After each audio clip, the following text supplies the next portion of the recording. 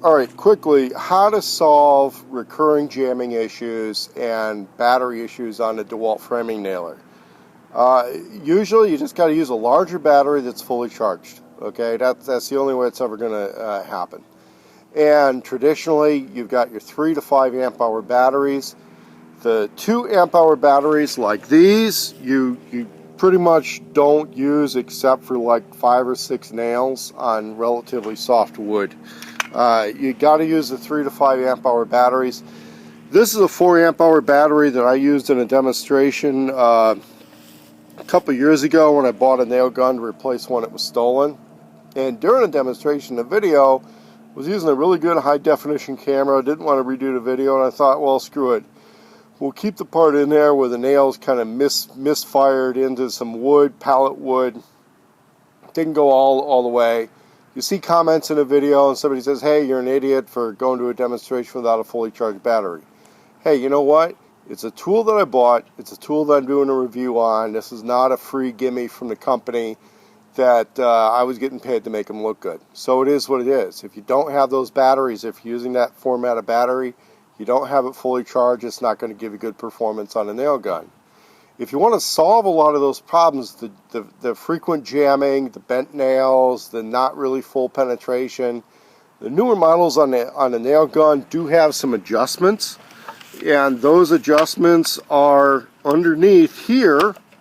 There's an adjustment that you can do in this little gauge. Now, not all of them have that, so you may have ended up with an older model. This one's a DCN692. You may have ended up with a 690 or 91 or 690N1 or one of the little modified ones before they came out with the current model that's the dominant model at Home Depot in the United States. How do you solve most of those problems? As far as I can tell, use the Flexvolt battery. It's going to get heavy. Now this battery, and I've had to wait for time of day for the shade to be just right so you can see the lights. That battery is only on 2 bars, and we stick it in there. We're going to load the nail gun. I'm doing this one-handed because I'm holding the camera with the other hand. Notice that I'm using the longest nails, and I'm using Paslode nails. When I owned a Paslode nail gun, I bought boxes and boxes of the nails and the cartridge kits and all that fun stuff.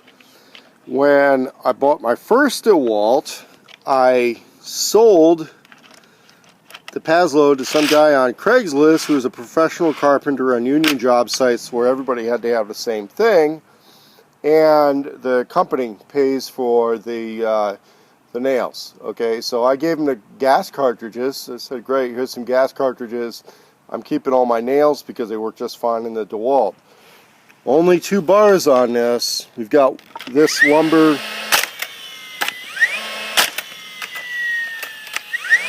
Now, you switch over to bump fire mode, and that's usually going to be where you're going to create a problem.